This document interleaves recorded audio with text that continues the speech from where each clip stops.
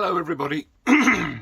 Sorry, yes, it's supposedly winter here, but it's a very, I guess, almost a spring, autumn feeling. It's not cold at all. And we're, heading towards July, which is midwinter. So, what's my chat about today? I was talking about previously about being happy with one any one edition. Jumping to the latest edition is, or, if a company goes into a fanfare going, look, we're producing a new edition of, D&D or any other role-playing game.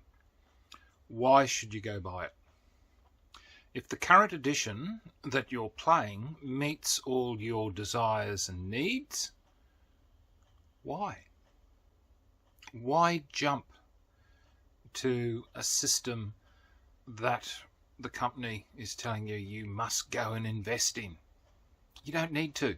You don't need to at all. Our hobby is such that the businesses, particularly in the role-playing industry, can't exist if they don't publish. Because, for instance, if you just produce a... let's have a look up here behind me. I'm trying not to knock things over here. Like, if we go back to and just have a look at, the 3 books that were part of the first edition AD&D, you don't need anything else. You don't need the modules. You don't need campaign worlds. Everything that is in those 3 books is everything that you need to play. And really, it requires a game master who has an ounce of sense to be able to create, meld, wield together a campaign of their own design. But of course, we've now gotten into a society where everybody is just, honestly, far too lazy. They don't want to do anything. And anything that they seem to want created, they want it like a Dick and Janet story. For those of you who are not familiar, that's a early learning, early books, particularly printed in the UK from memory. I can't know. Dorothy? No, I can't. No, I'm thinking of something. Thinking of another thing. Why am I thinking of Dorothy Dix for? No idea. But, what were they? Can't remember them. Anyway, I might post a picture up in the corner here somewhere saying, look, this is what I'm trying to talk about. But simplicity does not mean that you're getting what you really need. And I guess it's the society that we're breeding, dare I say that, that have become lazy, fundamentally lazy, unproductive, and don't want to put any effort into anything that isn't literally served up to them on a plate. So consequently, all the third-party publishers have appeared, and in the early days, as you can see, D&D produced a plethora of books, of which now they produce very, very little themselves, leaving it to third-party providers to dish everything up. So, look, publishers rely on having to release a new edition to make people who love the game buy the next edition, and it's not needed. And quite frankly, I think businesses need to realize that there's going to become a point in time where people just aren't going to be able to afford things. Like, for instance, here in Australia, our economy is nosediving. And things are getting more expensive. Our electricity is going through the roof, all because of a mad desire to pursue clean energy options, which sadly are going to destroy our economy in the process. It's not helping us at all. But here in Australia, prices are very dear. Our exchange rate with the US dollar at the moment is woeful, and against the Great British Pound, GBP, it's or pound sterling, probably pound sterling, I think. It's not good at all, almost 2 to 1.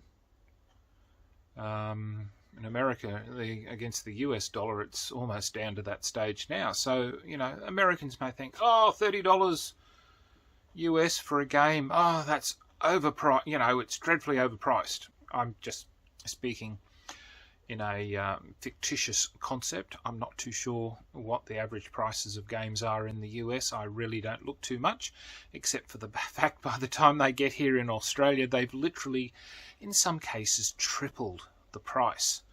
So, of course, trying to think of the word now. See, this is what happens when you don't have a script. I like not having a script. It means I can waffle off in all sorts of directions. But postage and transport costs have just gone through the roof. And, of course, this has upped the price. A lot of people complain on Kickstarter about having to say, look, the cost of postage is almost the price of the game itself. And this is the issue, is that companies now are using, established companies are using Kickstarter for their own purposes. It just means that, they can milk the system rather nicely. They don't have to put money in a game that doesn't meet the market. But, look, now I'm getting sidetracked. I need to come back to what I'm talking about, which is you only ever need for role-playing, and there's a lot of role-playing games out that are kicking about that have only got one edition to them, and they only need one edition. I think having to produce more of them just is not... Sorry, my dog's disturbed me. Hello, Pip, how are you? No, he said I'm not coming there. Sadly, Mo's not in this episode. He's because I'm filming downstairs in the moment so that I can be in front of the my collection of D&D, which I do love. So, to be honest, I'm going back to, as I think I've said previously, I'm going back to older editions or an edition that I am comfortable playing.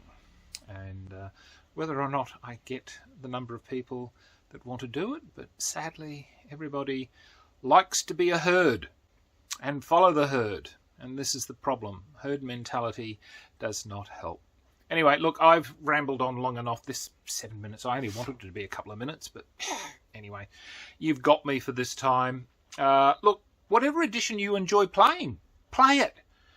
But look, you don't have to jump on the boat to go grab the next edition that's coming out, regardless of whose publishing company is the one that's producing it. So live with what you've got and essentially find yourself a game master that is good. Yeah, I know, they're rare like hen's teeth. But anyway, thank you everybody for watching. Till next time, signing off, the Honourable John.